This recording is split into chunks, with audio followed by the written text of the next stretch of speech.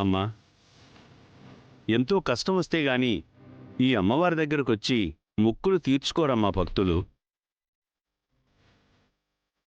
మరి మీకొచ్చిన కష్టమేంటో నాకు తెలియదు గాని ఆ అమ్మవారు మీ కష్టాలు తీర్చాలని మనస్ఫూర్తిగా అమ్మవారిని ప్రార్థిస్తున్నానమ్మా.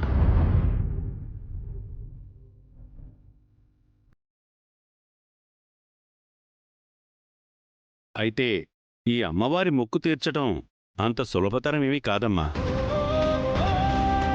కళ్లకు గంతలు కట్టుకుని నైవేద్యాన్ని తలపై పెట్టుకుని కొండ ఎక్కాలమ్మా.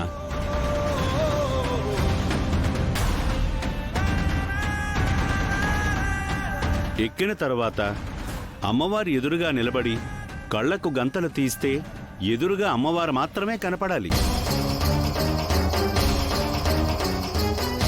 అలా కాకుండా మీరు వెళుతున్న దారిలో తలపై ఉన్న నైవేద్యం చేజారినా కళ్ల గంతలు ఊడినా మీరు మొక్కుకున్న మొక్కుకు విరుద్ధంగా జరగచ్చమ్మా. అమ్మో, అంటే ప్రాణాలతో పోరాడుతున్న మా వారికి ప్రాణాపాయం జరగొచ్చా?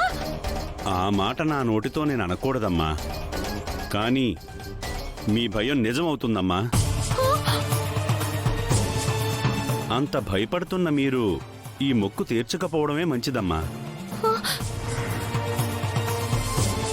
మీరా గారు, ఇద్దరిలో ఎవరు మొక్కు తీర్చుకున్నా ఆయన క్షేమం కోసమే కదా.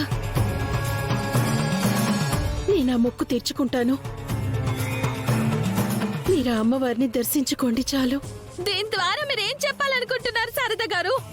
మీకే దైవ భక్తి ఉంది, మాకు లేదా?